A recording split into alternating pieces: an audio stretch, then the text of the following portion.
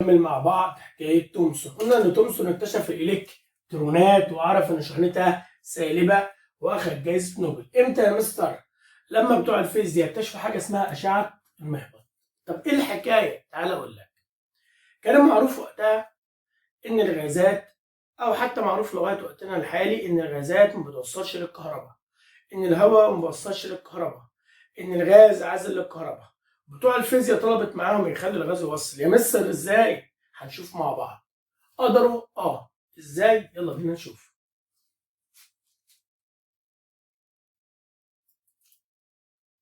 اكتشاف أشعة المهبط. المعروف إن جميع الغازات في الظروف العادية عازلة الكهرباء. إيه ده عازلة؟ ما ده العادي. الغاز ما بيوصلش للكهرباء. يصبح موصل بكام شرط؟ شرطين. واحد، خفض ضغط الغاز. عاوز أفهم. تعالى يا معلم. هنجيب بطارية. أي بطارية في الدنيا بقطبين، واحد موجب والتاني سالب. دي حفظ.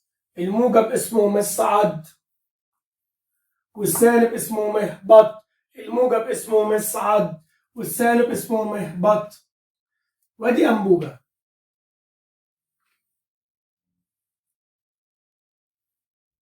هيحط هنا غاز، يوصل المهبط كده بقطعه معدنيه والمصعد كده بقطعه معدنيه. العادي، هل الغاز بيوصل الكهرباء؟ لا. بيسبح نور الكهرباء؟ لا. ماله؟ في العادي عازل للكهرباء. ماشي. بتوع الفيزياء طلبت معاهم يخلوا الغاز يوصل. يا مستر ما ينفعش. لا يا ابني هينفع. قعدوا يفكروا. انا بتكلم على الكهرباء كم حاجه في الفيزياء؟ 3 كان عليك في اعدادي. شده تيار، فرق جهد، مقاومه. قال لك طالما الغاز عازل للكهرباء ما بيوصلش للكهرباء، اكيد المقاومه بتاعته عاليه. طب ايه المقاومه؟ بيفكروا للغاز ايه المقاومه الغاز. قال لك المقاومه عباره عن ضغط الغاز. المقاومه عباره عن ايه؟ ضغط الغاز. طب عارفه ازاي يا مستر؟ تعال نفكر انا وانت. كيسه فاضيه. في ازمه عندك؟ يلا بينا. ايه ده؟ لو ركزت كيسه ما طلعتش فاضيه. طلعتش فاضيه؟ لا. في جوه غاز. الغاز دايما بيقاوم. مقاومه الغاز عباره عن ضغط الغاز. ايه؟ مقاومه الغاز عباره عن ضغط الغاز. يبقى تاني، علماء الفيزياء مش شغلهم على الغاز اكتشفوا حاجه، ان المقاومه للغاز عباره عن الضغط. ففكروا يقللوا المقاومه، يعني يقللوا الضغط. حتى لو جهاز بالاحمر اهو اسمه جهاز التفريغ. حطوا له يا مستر جهاز التفريغ.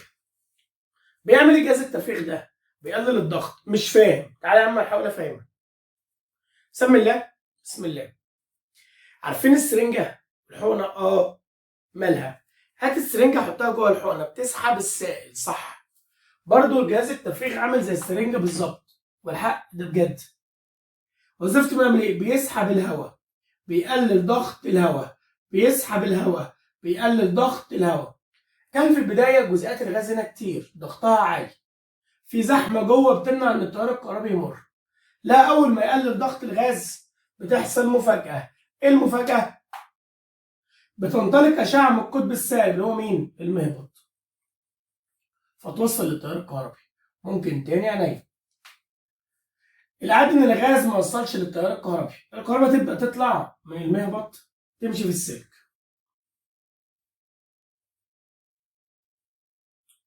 الغاز في الظروف العاديه ما بيوصلش. لما اشغل جهاز التفريغ هيقلل الزحمه جوه، هيقلل ضغط الهواء. لقينا بيحصل اشعه، لقينا اللي بيحصل تمر اشعه في خط مستقيم تخرج من المهبط، سميناها اشعه المهبط. بس في شرط كمان عشان يحصل الكلام ده. ازاي؟ تعال نشوف. واحد، جميع الغازات في الظروف العاديه عازله الكهرباء.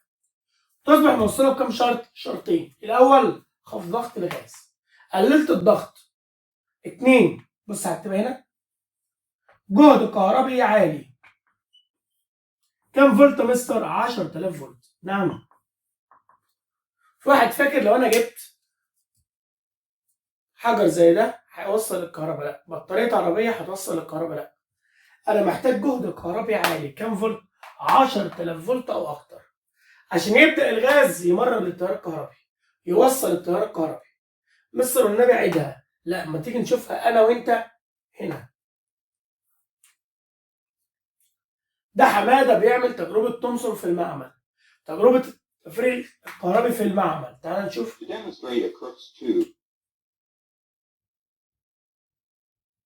ثانيه واحده.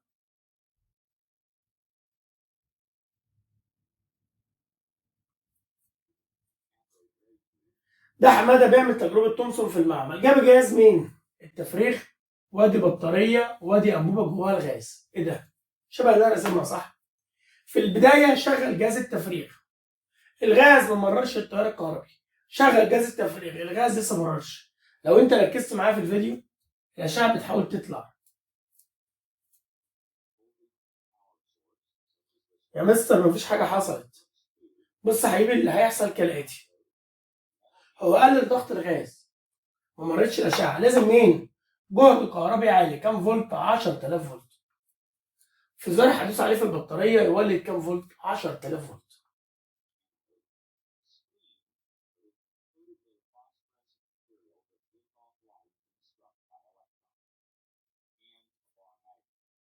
بص كده. ايه ده؟ اول ما داس على جهد مقداره 10000 طلعت اشعه وبانت قوي خارجه من هنا. لو انا سالتك مين المهبط، ده ولا ده؟ لسه اللي خرجت من هنا هي دايما بتخرج من المهبط، يبقى ده المهبط كده. ايه يا مستر؟ طلعت اشعه ماشيه في خط مستقيم بتعمل وميض. يبقى في مشاهده ان طلعت عندي اشعه ماشيه في خط مستقيم بتعمل وميض. سموها علماء الفيزياء في الوقت ده اشعه المهبط. ليه يا مستر؟ بتخرج من المهبط. كويس. يلا نشوف المشاهده مع بعض. المشاهده: انطلاق سيل من الاشعه، كميه كبيره من الاشعه تسبب وميض لجدار الانبوبه زي ما انت شايف، ماشيه في خط مستقيم. هيطلع تومسون يا جماعه في الوقت ده ويشتغل على الاشعه. ايه ده؟ هيشتغل على الاشعه؟ هيحاول يعرف الاشعه دي بتتكون من ايه. اثناء شغله على الاشعه هيكتشف الالكترونات ويثبت ان شحنتها سالبه. ازاي؟ تعالوا نشوف مع بعض. اول حاجه يعملها هيقرب مغناطيس. هات لي يا ابني مغناطيس.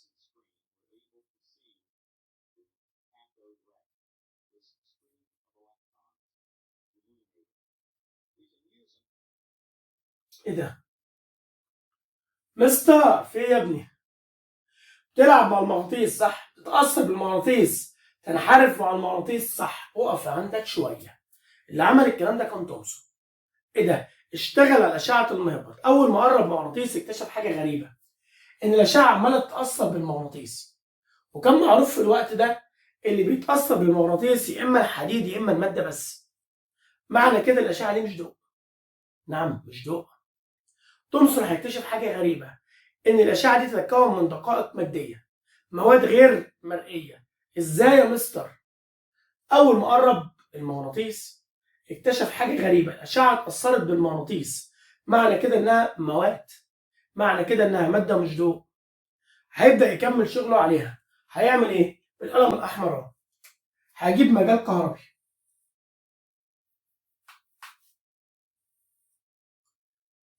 طرف موجب وطرف سالب. ولد او بنت سامعوا مستر؟ نعم. يعني ايه مجال كهربي يا حبيبي؟ الفيشه عندك في بيتكم لها طرفين، واحد موجب والتاني سالب. البطاريه لها طرفين، واحد موجب والتاني سالب. هجيب مين؟ حته حديده ويربطها في الطرف الموجب، وحته حديده يربطها في الطرف السالب. ده كده اسمه مجال كهربي. لا حاجه غريبه. ايه يا مستر الغريب؟ الاشعه انحرفت نحو القطب الموجب. اللي يروح للموجب اكيد هو سالب. عاد التجربه اكتر من مره، لا الاشعه انحرفت نحو القطب الموجب. اللي يروح ناحيه القطب الموجب اكيد هو سالب. هيطلع تومسون يقول لك انا اكتشفت اكتشاف غريب. لما اشتغلت على اشعه المهبط اكتشفت ايه يا عم تومسون؟ اشعه المهبط، وركز معايا في اللي انا بقوله، اتكون من دقائق غير مرئيه تسمى الكترونات، شحنتها سالبه، تخرج من جميع المواد. الى مستر تاني، تومسون هيبدا يشتغل على اشعه المهبط ويستنتج لما يقرب مغناطيس ان اشعه المهبط بتتكون من دقائق صغيره لا ترى بالعين. ليه؟ اللي بتاثر بمغناطيس الماده مش الضوء. 2. لما يقرب مجال كهربي لا الاشعه راحت للقطب الموجب، اكيد هي سالب. هيطلع للدنيا كلها يا جماعه لما اشتغلت على اشعه المهبط وجدت حاجه غريبه. اشعه المهبط بتتكون من حاجات غير مرئيه سميتها الكترونات، واثبتت ان شحنتها سالبه، وانها بتخرج من جميع المواد. السؤال، ازاي يا مستر تومسون عرف انها موجوده او بتخرج من كل المواد؟ وده اللي هنشوفه انا وانت مع بعض. موجود في كتاب المدرسه تحت مسمى خواص اشعه المهبط. ايه خواص اشعه المهبط؟ يلا بينا نشوفها مع بعض.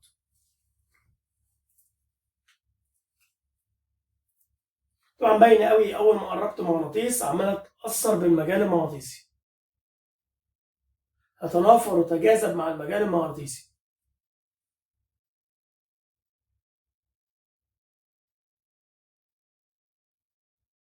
اخلص.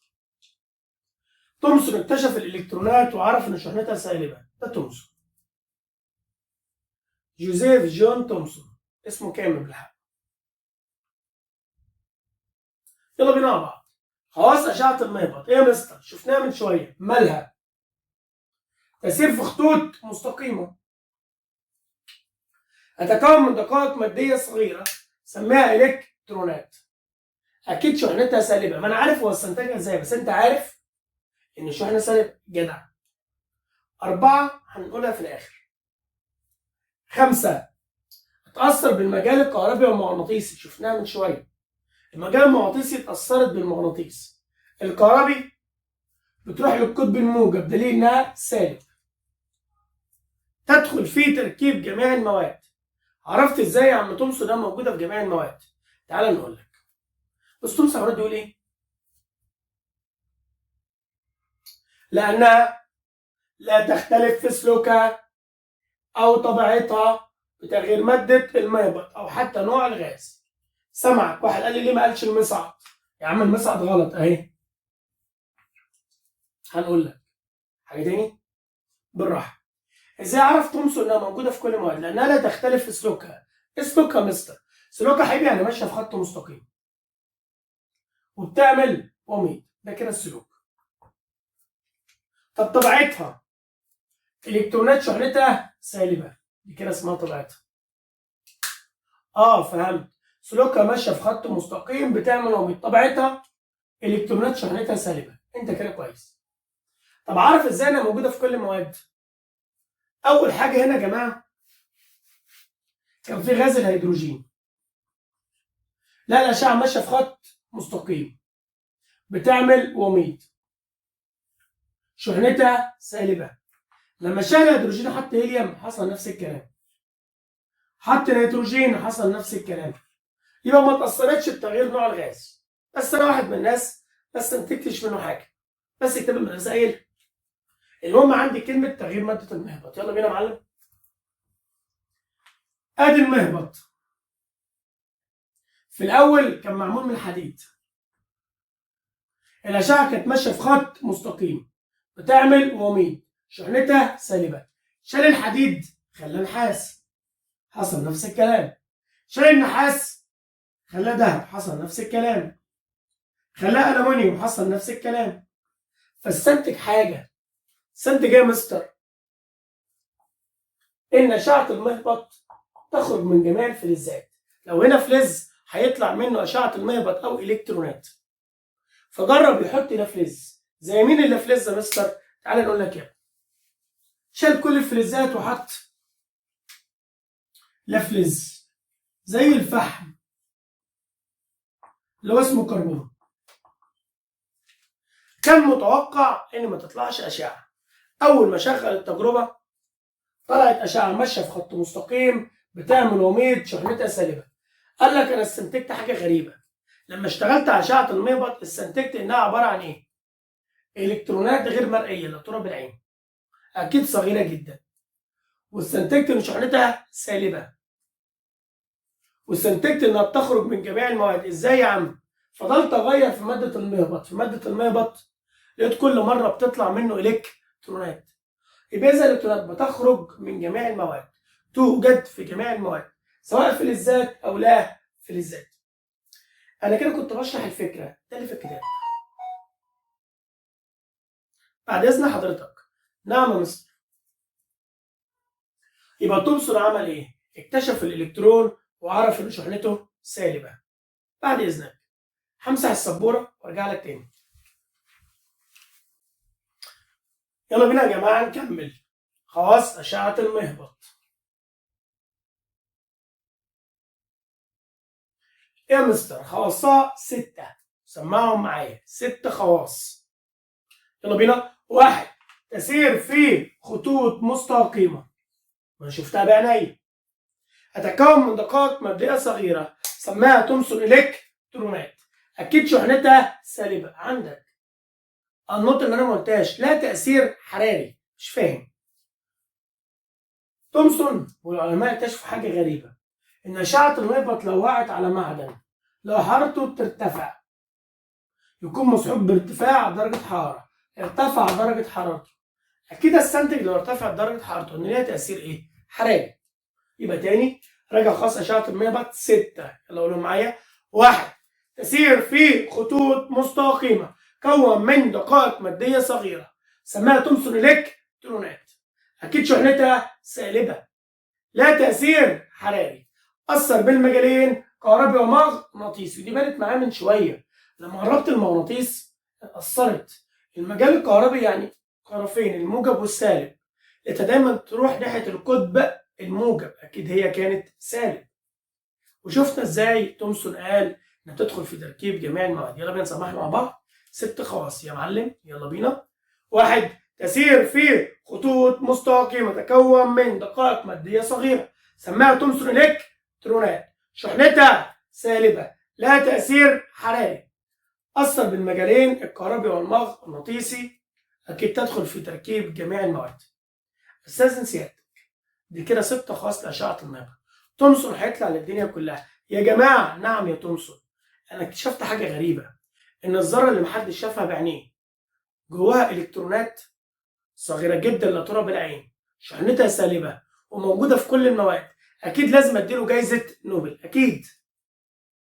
بس وقع في غلطه صغيره. غلطه صغيره تعال نشوفها يا معلم. ايه يا جماعه غلطه تومسون؟ تومسون حاول يفهم الناس اللي على قدها فكره الذره. فقال لهم يا جماعه عارفين الذره بتاعتنا شبه مين؟ يلا بينا نشوف قال شبه مين. قال لهم الذره شبه البطيخه. بطيخه؟ ده كان راجل بطيخه صح. الراجل ده قال لك ايه؟ الذره تشبه البطيخه. ازاي يا عم؟ ادي كوره حمراء لا موجبه، كوره الاحمر عندها شحنته موجبه، اللي هو عارفها انجليزي بوزيتيف تشارج، يعني شحنه موجبه. بو جواها بذر، لا يا ابني الكترونات شحنتها سالبه. يبقى تومسون عمل ايه؟ غلط غلطه عمره. بعد ما اخذ نوبل حب يبسط شويه على الناس، قال لهم يا جماعه الذره تشبه البطيخه. للاسف كلامه غلط. ليه يا مستر؟ هل ده تركيب الذره؟ لا، ده نواه وبتلف حواليها الكترونات. يبقى غلطه تومسون ايه؟ اعتقد ان الذره تشبه البطيخه. اكيد الذره في راي تومسون مصمته. غلط؟ طبعا غلط. الذره ليست مصمته. روحي يا ايام تعالي يا ايام، روحي يا ايام تعالي يا ايام، هيطلع العين ده.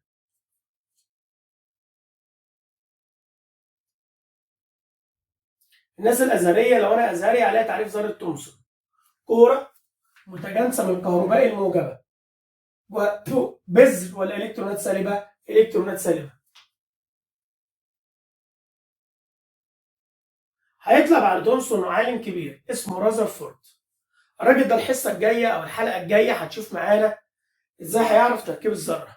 حل الناس كلها يا جماعه، الذره كلها، الناس كلها اللي قبل كده كانوا غلطانين. الذره عباره عن نواه بيلف حواليها الكترونات.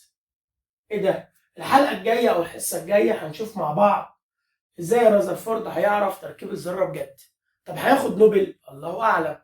هياخد فوق دماغه؟ الله اعلم. بس المهم في اتنين قالوا لنا ان الذره مصمطه. اول واحد تومسون، والتاني دالتون. ساعات في الامتحان يجيب لي رسومات يبقى رسمه تومسون ولا دالتون. دالتون قال ان الذره مصمطه اهي،